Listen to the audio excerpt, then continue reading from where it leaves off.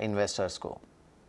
सलाह broad based invested रहे, flexi cap approach लेके रहे और थोड़ा बहुत डायनामिक हाइब्रिड फंड्स में भी लगाएं, क्योंकि आउटलुक, इकोनॉमिक आउटलुक बढ़िया है तो कोई फिक्र करने की जरूरत नहीं है। मगर वॉलेटिलिटी भी आ सकती है क्योंकि interest rate hike, tapering, crude oil prices, ऐसे रिस्क फैक्टर्स तो होराइजन में है और वो न्यूज फ्लो आती रहेगी और वॉलेटिलिटी जारी रहेगी। तो एक स्टैगर्ड अप्रोच लेने की सलाह दूंगा। सुनील, जिस हिसाब से सेक्टर आजकल परफॉर्म कर रहे हैं, बहुत ही डिसरप्शन रिलेटेड परफॉर्मेंस की बात करूंगा, ये पूरा जो चाइना रिलेटेड डिसरप्शंस हो रहे हैं, चाहे वो फ्यूल और एनर्जी प्राइसेस सर्ज या और दूसरे जैसे केमिकल्स हुए थे, पहले केमिकल के प्राइसेस चलने लगे थे, वहाँ पे डिसरप्शन थे। एक फंड मैनेजर की तो काफ़ी चैलेंजिंग सिचुएशन बनती सी नज़र आ रही है। आपको क्या फीडबैक मिल रहा है अपने सारे फंड मैनेजर्स से? फीडबैक यही मिल रही है कि बहुत ग्लोबल अनसर्टेनिटी है, बिकॉज एक तरफ फेड भी क्लियर कट डायरेक्शन नहीं दे रही है, इन्फ्लेशन को इग्नोर कर रही है, ग्राउंड लेवल रिजल्ट्स अच्छी आ रही है। चाइना में भी वो एवरग्रांड का इशू था, फिर चाइना में पोल्यूशन के लिए क्रैकडाउन हो रहा है, तो ग्लोबली बहुत अनसर्टेनिटीज है। तो एट दिस स्टेज एक स्ट्रॉन्ग सेक्टर कॉल नहीं लेने का ही सभी सलाह दे रहे हैं। एक डाइवर्सिफाइड सभी सेक्टर्स में थोड़ा थोड़ा एक्सपोजर लेके रखना उचित होगा। जो मिड कैप स्माइल फंड है और आपका हाउस भी बहुत ही ज़्यादा स्ट्रॉन्ग रहा है ब्रॉडर मार्केट्स को आइडेंटिफाई करने के लिए, ट्रेंड्स, और बहुत लंबे अरसे तक, छोटे अरसे की बात भी नहीं कर रहा हूँ मैं। सो मिड कैप एंड में आपको वैल्यूएशन में कहाँ कंफर्ट मिल रहा है, किस तरह के थीम्स देख रहे हैं? अभी प्रियंका और हम बात कर रहे थे कि कैसे mid cap capital good companies जो बड़ी सेक्टर्स के लिए इनपुट प्रोवाइडर्स हैं, उनमें काफ़ी ट्रैक्शन भी आता हुआ दिख रहा है। ऐसे कुछ ट्रेंड्स आप बता सकते हैं? हाँ बिल्कुल, मैं ब्रॉडर सेगमेंट लूंगा जो इंफ्रा के अंदर आता है। कैपिटल गुड्स जरूर शामिल है, मगर मैं ईपीसी कॉन्ट्रैक्टर्स, सीमेंट, बाकी बिल्डिंग मटेरियल्स, ये सब को भी मैं हाथ में लूंगा, क्योंकि अब तीन फोर्सेस है जो इंफ्रास्ट्रक्चर को अगले 2-3-5 साल तक चला सकते हैं। एक है वो पीएलआई जो अनाउंस किया गवर्नमेंट ने चाइना के खिलाफ, चाइना प्लस वन स्ट्रैटेजी को अपनाते हुए, वहां पे उन फैक्ट्रियों को, कारखाने को सेटअप करने के लिए बहुत ये सब बिल्डिंग मटेरियल्स, कॉन्ट्रैक्टर्स की जरूरत पड़ेगी। सेकेंड चीज ये है कि डोमेस्टिक रियल एस्टेट एक अपस्विंग पे आ रहा है। जब रियल एस्टेट अपस्विंग में आ रहा है तो गवर्नमेंट भी उसको फुल सपोर्ट देगी, क्योंकि एम्प्लॉयमेंट जनरेटर है और उसका एक मल्टीप्लायर इफेक्ट है। Again same building material, contractors, ऐसी चीजों के ऊपर सपोर्ट मिलेगी। तीसरी जो चीज हम देख रहे हैं कि एफडीआई भी आने लगा है डायरेक्ट मैन्युफैक्चरिंग में, क्योंकि गवर्नमेंट ने टैक्स रेट्स बहुत कटवा दिए हैं और एट द सेम टाइम एक इंडिया एक चाइना प्लस वन में री एक्सपोर्ट बेस बन रहा है धीरे धीरे, और एक्सपोर्ट्स की नंबर तो आपके सामने दिख रहा है। अगर एक्सपोर्ट्स को और बढ़ना है तो डेफिनेटली कैपेक्स बढ़नी है। और फाइनली मैं कहूंगा कि प्राइवेट सेक्टर की ओर से, क्योंकि ये वी शेप्ड रिकवरी उन्होंने एंटिसिपेट नहीं किया था, तो वो एक 2 या 3 साल के मायने में, आज भी कैपेसिटी यूटिलाइजेशन कम ही चल रही है, मगर 2-3 साल के टाइम फ्रेम में वो देखें कि ऐसी वी शेप्ड रिकवरी जारी रही तो आउट ऑफ कैपेसिटी हो जाएंगे, आउट ऑफ स्टॉक हो जाएंगे। तो एक फ्रेश अनाउंसमेंट्स शुरू हो गया है प्राइवेट सेक्टर से भी, हम कैपेक्स की प्लानिंग कर रहे हैं। उसका और एक कारण है कि इंटरेस्ट रेट्स भी ऑल टाइम लो पे है, तो प्राइवेट सेक्टर वाले भी सोच रहे हैं कि let me borrow when the time is right, फिर मैं बाद में उसको इंप्लीमेंट करूंगा। तो ऑर्डर्स अभी प्लेस करना शुरू कर दें। तो ओवरऑल कैपेक्स के लिए एक स्ट्रॉन्ग अंडरटोन बन रहा है, बट करंट वॉलिटिलिटी के कारण अभी भी वैल्यूएशन का सपोर्ट है उस सेक्टर में। तो आपने कैपकुड का जिक्र किया, मैं कहूंगा कि कैपकुड से थोड़ा ब्रॉडर प्ले देखिए, फुल इंफ्रा के अंदर इंडस्ट्रियल मटेरियल्स, बिल्डिंग मटेरियल्स और सीमेंट और स्टील, ये सब उसमें शामिल होते हैं। इस बीच सुनील एक चीज़ बताइए, ये जो अनलॉक का थीम है ना, वो अभी भी बहुत अच्छे से प्ले हो रहा है मार्केट में। आप डेल्टा कॉप को भी देखिए, आज भी काफ़ी अच्छा मोमेंटम है, या फिर इंडियन होटल्स, सारे ही होटल स्पेस के स्टॉक्स में हमने काफ़ी अच्छा रुझान देखा है। ये अनलॉक का थीम अभी भी आपको अट्रैक्टिव लग रहा है, या फिर थोड़ा बहुत you know they have run ahead of its time, थोड़ा ओवर हीटेड है? आपका व्यू क्या है? मेरा व्यू ये है कि अगर एक 12 मंथ का आउटलुक ले तो थोड़ा ओवर हीटर लग रहा है, मगर अगर एक गुड क्वालिटी कंपनी आप 3 से 5 साल के लिए होल्ड करने के रेडी है, तो उसके लिए मैं कहूंगा कि ये इमीडिएट फ्यूचर को डिस्काउंट करते हुए लॉन्गर टर्म बाउंस बैक की बात करें, सस्टेनेबिलिटी की बात करें, इनका इंटरेस्ट कॉस्ट बहुत कम हो गया है, एक लॉन्ग टर्म सस्टेनेबिलिटी इंप्रूव हो गई है। तो एक लॉन्ग टर्म पिक के जरिए अभी भी वैल्यूएशन ठीक है, खाली एक 12-18 मंथ व्यू लेकर मत खरीदिए। अब सुनील, ये जो कोल की क्राइसिस चल रही है और उसका एक सीधा इम्पैक्ट हमने पावर स्टॉक्स में देखा है, मेटल स्टॉक्स में देखा है। सरकार हरकत में आई है और एक के बाद एक बैठक हो रही है। इनफैक्ट इस पर हम विस्तार से बातचीत भी करने वाले हैं letter in the day.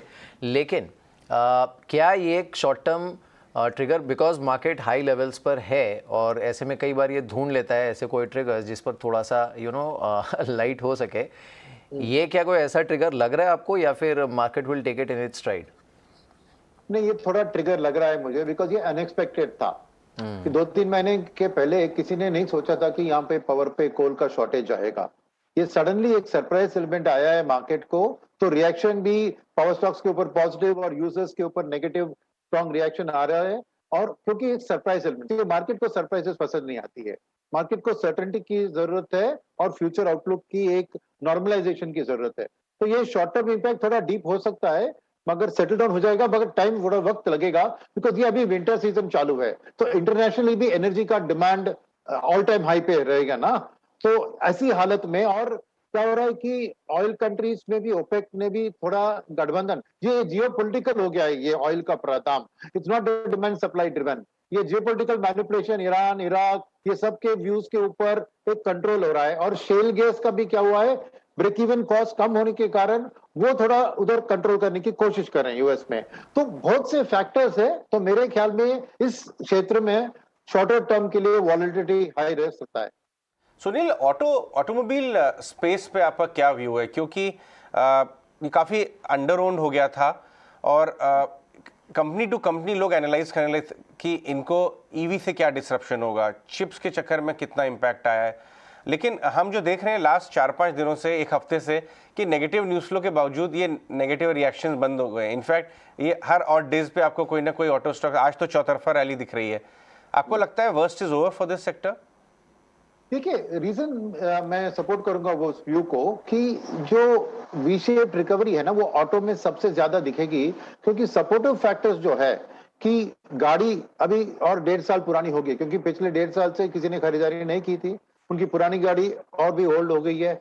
New models इतने अच्छे आ रहे हैं विद सो आर्टिफिशियल इंटेलिजेंस, ऐसे फीचर्स, तो एक पेंटअप डिमांड इस दिवाली सीजन की ओर से आ सकता है। अगर वो डिमांड आ गया ना, तो ये cost, input cost, semiconductor shortage के कारण सब लोग प्राइस हाइक्स करने वाले हैं। तो उस प्राइस हाइक में डिमांड के ऊपर असर नहीं आएगा, ये उम्मीद है, क्योंकि जब डिमांड आता है ना, कोई 10, 15, 20, 30 हजार ज्यादा देने के लिए तैयार है। और इसका मेन कारण यह है कि जैसे हाउसिंग लोन्स, ऑटो लोन्स भी अभी 7% के नीचे मिलने लगे हैं लोगों को, तो ईएमआई का बर्डन भी कम हो गया है। तो एक ईएमआई ड्रिवन ऑटो परचेस का जो सपोर्ट आ सकता है ना, वो ये इनपुट कॉस्ट प्राइस का जो प्रॉब्लम आ सकता है उस सेक्टर को, उसको थोड़ा हल दिलाएगा, क्योंकि they will be able to pass on the prices to the ultimate consumer. तो यही रीजन है कि ऑटो में अभी भी बुलिश है। और ओवरऑल ईवी का जो इम्पैक्ट है ना, तो ईवी का इम्पैक्ट पहले मैं समझो कि पॉजिटिव, जो जो ऑटो कंपनियां ईवी का प्लांट रेडी कर रही है, चार्जिंग स्टेशंस, उसके ऊपर एक पॉजिटिविटी जाएगा, but negative in terms of current IC vehicles ना, उसका टाइम लगेगा, बिकॉज अभी भी मास मार्केट में ईवी आना, स्कूटर्स में थोड़ा फास्ट हो सकता है टू सम एक्सटेंट, बट गाड़ियों में, कार्स में थोड़ा टाइम लगेगा। तो मेरे ख्याल में एक फ्यूचर डेवलपमेंट की कोशिश होगी ईवी में as a news play, but short term में उतना इंपैक्ट नहीं देख रहा हूं कि derating of current IC auto stocks and operating of जो भी ईवी कर रहा है, उतना शार्प डाइवर्जेंस में नहीं देख रहा हूं। तो डोमेस्टिक ऑटो के ऊपर मेरी स्टांस एक रीजनेबली बुलिश ही है।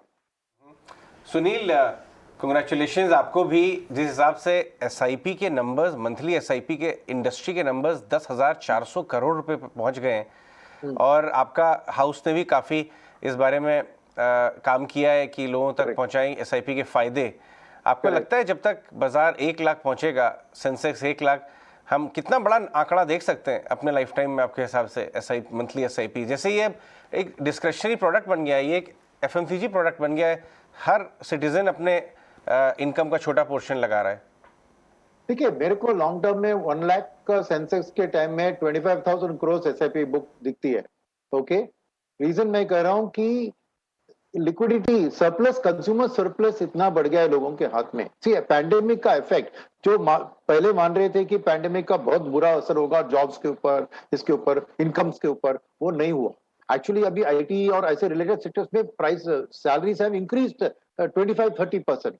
सेकेंड इज के थ्रू पूरे पिछले 18 महीने में किसी ने खर्चा कुछ नहीं किया है, तो कंज्यूमर सरप्लस हाथ में बढ़ गया। Eight the same time RBI के मेजर्स के कारण अभी bank deposit rate, savings rate और टर्म डिपॉजिट रेट 5% के नीचे, और वो उसमें टैक्स लगता है तो आपको 4 के नीचे रिटर्न मिल रहा है।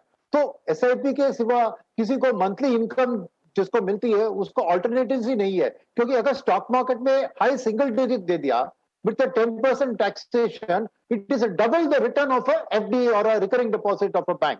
तो ऐसी सिचुएशन में मैं एक स्ट्रॉन्ग फ्लो, एंड ये अच्छी बात है क्योंकि वॉलेटाइल स्टॉक मार्केट में ऐसे रुपी कॉस्ट एवरेजिंग प्रोडक्ट्स, तो इसलिए हमने जैसे आपको पता है ना, हमने एसआईपी सही है कैंपेन लॉन्च किया था और एसआईपी को एक सेविंग्स ईएमआई की तरह पोजीशन किया था। तो वो सेविंग्स ईएमआई का कॉन्सेप्ट अभी बहुत स्ट्रांग मन में आ गया है लोगों को। तो इवन शॉर्ट टर्म गोल्स 3 साल के बाद मुझको क्या करना है, वहां पे एसआईपी का इस्तेमाल हो रहा है। तो एक माइंडसेट में बहुत बड़ी चेंज है।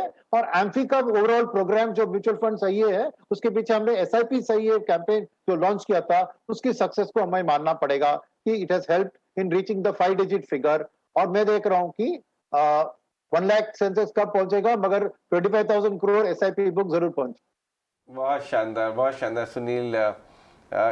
हम भी यही चाहते हैं यहाँ पे ईटी नाउ संदेश में कि इस तरफ हम लोग बढ़ें और फाइनेंशियल अवेयरनेस और सिटीजन जो है वो देश की ग्रोथ का पार्टिसिपेट कर सकें, और एसआईपी उसका सबसे आसान जरिया है। आगे बढ़ते हैं सुनील, ये जो पूरा एक्सपोर्ट रिलेटेड सेक्टर्स हैं, हमने देखा लेटेस्ट एक्सपोर्ट डेटा बहुत स्ट्रांग थे। लगभग गवर्नमेंट जो है वो पीएलआई रिलेटेड सेक्टर्स को एक्सपैंड ही करती जा रही है, और हम कुछ मैनेजमेंट से भी चैनल पे बात करते रहते हैं, और हमें जो फीडबैक मिल रहा है कि यूएस यूरोप में केमिकल्स, फार्मा, आईटी में तो देख ही रहे हैं क्या हो रहा है, ऑटो कंपोनेंट्स, कैपिटल गुड्स, हर सेक्टर में काफ़ी ज़्यादा डिमांड आ रही है। इसको आप अपने पोर्टफोलियोज में कैसे खेल रहे हैं? पोर्टफोलियोज में मैं कहूंगा कि एसेंशियली एक्सपोर्ट परसेंटेज जिसका हाई है उसको थोड़ा हम ज्यादा अलोकेशन देंगे, बिकॉज एक्सपोर्ट इतना आसान नहीं है ना, क्योंकि क्वालिटी आपको मेंटेन करनी है इंटरनेशनल स्टैंडर्ड्स की, सभी कंपनियों के हाथ में नहीं होता है। सेकंड, एक्सपोर्ट्स के लिए क्लियर स्ट्रैटेजी होनी चाहिए, क्योंकि आपको इंटरनेशनली जाके क्या आप सेमी फिनिश प्रोडक्ट को एक्सपोर्ट करके उधर जाके असेंबल करके बेचेंगे, बिकॉज दैट रूट में क्या होता है कि उनका टैरिफ बैरियर्स बहुत कम होता है। तो जिन लोगों का ऐसे स्मार्ट स्ट्रैटेजी होता है ना कि कंपोनेंट्स को यहाँ करे, उधर जाके असेंबल करे, तो मेड इन अमेरिका प्रोडक्ट बन जाता है उधर, और इसीलिए उनको टैक्स की राहत मिलती है और इनके लिए एक्सपोर्ट्स भी बहुत बढ़ते हैं। वो सेकंड चीज है। तीसरी चीज जो मैं देख रहा हूं कि आईटी स्पेशली देखें तो एक अंडरलाइंग रीसेट हो गया है वर्ल्ड में। जैसे 2000 में हुआ था Y2K का इफेक्ट, वैसे एक digital transformation, artificial intelligence, internet of things, इसमें एक बहुत बड़ा ट्रांसफॉर्मेशन हुआ है। वहां पे इंडिया का लकीली आईटी का base over so many years हमने बिल्डअप किया है कि वहां पे ज्यादा कंपटीशन नहीं है। इनफैक्ट हम लो एंड वर्क जो था आईटीईएस का, उसको हमने फिलीपाइंस और वैसे देशों में भेज दिया है। तो हाई एंड जो वर्क चल रहा है, तो वहां पे आईटी में मैं देखूंगा कि किसका एक कंसल्टिंग का अप्रोच है, क्योंकि वहां पे वैल्यू एडिशन बहुत होता है जस्ट जॉब एग्जीक्यूशन में कंसल्टिंग। तो ऐसी चीज स्टडी करने की जरूरत होती है कि सस्टेनेबल एक्सपोर्ट किसको मिल रही है, और खाली रुपी डिप्रिसिएशन या टैरिफ के ऊपर डिपेंड करते हुए एक्सपोर्ट नहीं करना चाहिए। तो बहुत डिटेल स्टडी करने की जरूरत पड़ती है और वो हम कर रहे हैं। चलिए सुनील, एक आखिरी सवाल आपसे। इस समय क्योंकि मार्केट अपने हाई पर है, ग्लोबली भी हमने देखा एक अच्छा खासा मोमेंटम चल रहा था, आपकी सलाह इन्वेस्टर्स को इस समय कितने कैश पर बैठने की है, इफ़ एट ऑल, या फिर आप ये कहेंगे कि फुल्ली इन्वेस्टेड रहना चाहिए अभी भी? देखिए, मैं कहूंगा कि म्यूचुअल फंड्स के अंदर ही प्रोडक्ट्स है जो क्वाजी कैश को इम्प्लाई करते हैं। तो मैं कहूंगा कि एक कैटेगरी है जिसका ज्यादा जिक्र नहीं हुआ है, जिसका नाम है इक्विटी सेविंग्स फंड्स। अभी इक्विटी सेविंग्स फंड्स की कैटेगरी में क्या है कि उसमें 30 to 35% इक्विटी रहती है, 30 to 35% आर्बिट्राज में रहती है जहां पे मार्केट में वॉलेटिलिटी हो उसका फायदा मिलता है, और 30 to 35% आपको डेट में मिलता है जहां पे वॉलेटिलिटी बहुत कम होती है। तो मगर क्योंकि आर्बिट्राज को इक्विटी माना जाता है टैक्स अथॉरिटीज और सभी के अंदर, ये एक इक्विटी फंड होती है। तो शॉर्ट टर्म पार्किंग के लिए, क्योंकि अगर आपने डेट में लगा दिया तो 3 साल बैठना पड़ेगा, नहीं तो टैक्सेशन का असर, नॉर्मल टैक्सेशन लग सकता है। तो ये इक्विटी सेविंग्स एक कैटेगरी जो है जिसमें इक्विटी का टैक्सेशन है, तो सपोज आपने पार्क कर दिया, आने वाले दिन के वॉलेटिलिटी को लेके हुए आपने इक्विटी सेविंग्स में पार्क कर दिया, और समझे कि 9 महीने के बाद आपको लगा कि अभी करेक्शन हुआ है, अब मेरे को री एंटर करना है, तो आपको खाली 15% का शॉर्ट टर्म कैपिटल गेन्स लगेगा, और 1 साल अगर बीत गया तो खाली 10% का टैक्सेशन। So most tax efficient vehicle to park it, at the same time 30% equity में है, तो इक्विटी में कुछ इंप्रूवमेंट हो गया तो उसका भी फायदा आपको मिलेगा। तो एक कंजर्वेटिव इन्वेस्टर्स को मैं कहूंगा कि डेट फंड्स के ऑपोजिट आप इक्विटी सेविंग फंड्स को कंसिडर करिए। जिसका और थोड़ा रिस्क एपेटाइट है, वहां पे डायनामिक एसेट एलोकेशन है, जहां पे फंड मैनेजर्स कॉल लेते हैं और आपको इक्विटी टैक्सेशन दिलवाते हैं। बैलेंस एडवांटेज फंड वो कैटेगरी है। अभी आप देखें सभी फंड में तो करीबन 45% वो इक्विटीज में रख रहे हैं, बाकी debt plus cash plus arbitrage में वो डिप्लॉय कर रहे हैं। तो ये एक मॉडरेट इन्वेस्टर के लिए एक सही ये होगी। अगर अग्रेसिव इन्वेस्टर है, वो कह रहा है कि मेरे को अगले 12-18 महीने छोड़ो, 3-5 साल की बात कर रहे हैं, तो मैं को इक्विटी मार्केट में कॉन्फिडेंस है, इन्वेस्ट करके रहूंगा, तो मैं कहूंगा कि मल्टी कैप और फ्लेक्सी कैप फंड्स एक आइडियल अपॉर्चुनिटी है, क्योंकि लार्ज कैप्स को जो एफआईआई का सपोर्ट मिलता है, मिड एंड स्मॉल कैप को इंडिया का वी शेप रिकवरी और पीएलआई एक्सपोर्ट्स इसको देखते हुए मिड एंड स्मॉल कैप में भी अभी दम है। तो फ्लेक्सी कैप, मल्टी कैप जो तीनों कैप को में निवेश करती है, ऐसे फंड्स में चुनूंगा फॉर एग्रेसिव इन्वेस्टर्स। तो ऐसी मेरी ये होगी, हाई रिस्क एग्रेसिव इन्वेस्टर्स को flexi cap, multi cap, moderate risk को बैलेंस एडवांटेज, और जो कंजर्वेटिव है उनको इक्विटी सेविंग्स फंड्स की ओर मैं ध्यान दिलवाऊंगा। बिल्कुल। चलिए सुनील, बहुत बहुत शुक्रिया हमारे साथ इस बातचीत में शामिल होने के लिए। Thank you so much. Thank you. बाजार इस बीच लाल निशान में फिसला, निफ्टी 15 पॉइंट नीचे। एक छोटा सा ब्रेक ले लेते हैं और जल्द लौटते हैं ब्रेक के बाद।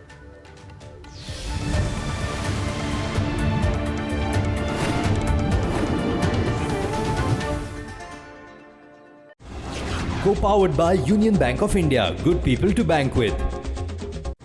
Co-powered by Coviself by MyLab. COVID-19 Rapid Antigen Self-Test Kit. देखो देखो देखो, नया टीवी देखो। आ गई? सब्जियां छोटू की दुकान से लाई हो ना, वो ही सही रेट देता है। हाँ पापा। डिसाइडेड, 55 इंच का टीवी इस दीवार पे लग जाए। ओह सुपर, कल मैं चेक दे दूंगी। तुम नहीं, मैं अपने पैसों से। वाओ, कैसे? ये देखो advertisement, 30% assured returns on investment. मैं भी इन्वेस्ट कर रहा हूँ। अच्छा, मतलब सब्जी सिर्फ छोटू की दुकान से, पर इन्वेस्टमेंट एडवाइस किसी भी हरे गहरे से। पापा, अजनबी का ज्ञान, अपना नुकसान। लेकिन फिर टीवी?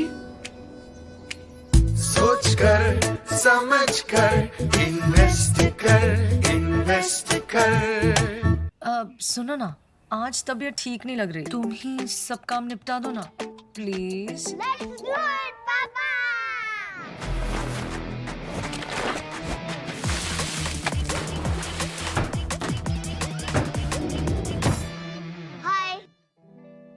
अरे टेंशन किस बात की, सेंचुरी एमडीएफ का प्रीमियम प्लस है ना, हायर डेंसिटी है, water resistant, termite and borer resistant भी, यानी ये है जहाँ नो टेंशन वहाँ। Premium plus by Century Prowud. क्या टाइम आ गया यार, एक ही बिल्डिंग में रहते हैं लेकिन साथ में बैठ के क्रिकेट नहीं देख सकते।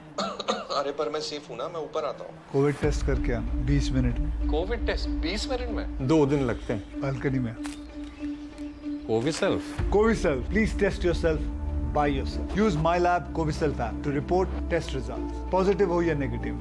अगर symptoms है तो डॉक्टर से जरूर कंसल्ट करें। Home testing by rapid antigen test is advised in symptomatic individuals and immediate contacts of confirmed positive cases. देश बदल रहा है और बदलाव की ये रफ्तार हर दिन बढ़ती ही जा रही है। बदल रही है पुरानी सोच, बदल रहे हैं पुराने तरीके। Make in India. इस नए इंडिया में सिर्फ सेविंग्स अकाउंट ही नहीं, अब लोग डीमैट अकाउंट भी खुलवा रहे हैं, चाहे देसी हो या विदेशी। सब इंडियन मार्केट पर ही भरोसा दिखा रहे हैं, जहां नौकरी की जगह अब लोग चुन रहे हैं खुद का काम। वो इंडिया जिसे तरक्की कर रही है हर रोज सलाम।